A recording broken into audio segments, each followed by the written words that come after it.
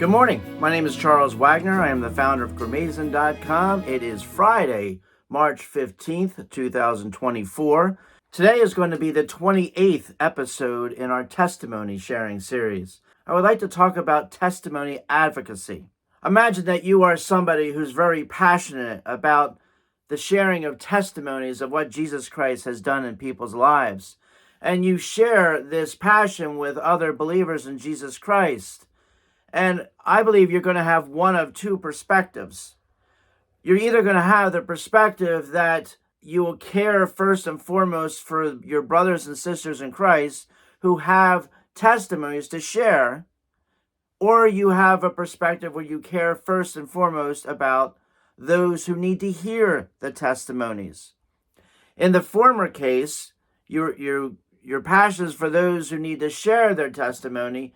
You might exercise a great deal of compassion and patience and understanding. You have empathy for those who find it difficult to share their testimony. You work with them. You pray with them. You wait upon the Lord to get them to a point where they're ready to share their testimony. You continue to encourage them that their story is worth hearing. There's others that need to hear the story that Jesus Christ has done in their lives. On the other hand, if your passion tends to be for those who need to hear the stories, you might grapple with a little bit of impatience.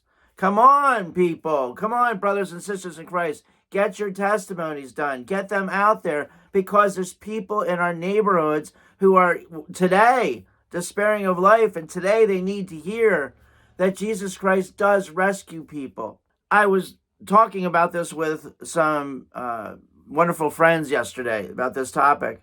And I was thinking about, I think I tend to favor those who need to hear the gospel, those who need to hear testimonies. So I am an advocate for the people out there who need to hear testimonies of hope from believers in Jesus Christ. I might tend to have a little bit of an edge with believers who are hesitant to share their testimony, because I understand the urgency. For people out there who are lost and who are dying, they need to hear these testimonies. They need to hear them yesterday.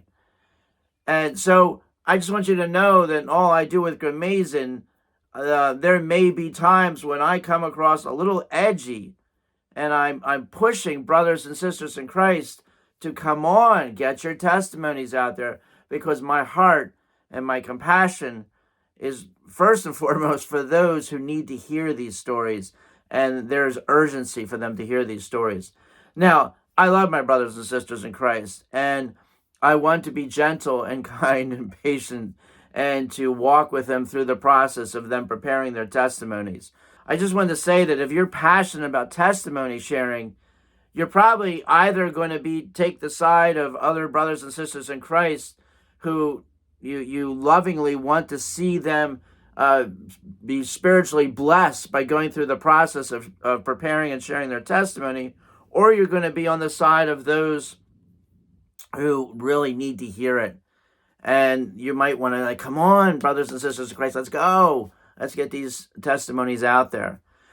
Ideally, you do both, right? Ideally, you take the stand where you're loving and compassionate with brothers and sisters in Christ who really need to take their time to get their testimonies done. They need to be encouraged and inspired. At the same time, there is a sense of urgency because you really care about the lost who need to hear it. And so this is a prayer request. You ask the Lord to help you to be patient with your brothers and sisters in Christ, but also at the same time that you do push the advancement of testimonies, because there's urgency to this, because people are being lost every single day. Of course, the ultimate way to advocate for testimony sharing is to think that you're doing all of this for the sake of the honor of Jesus Christ.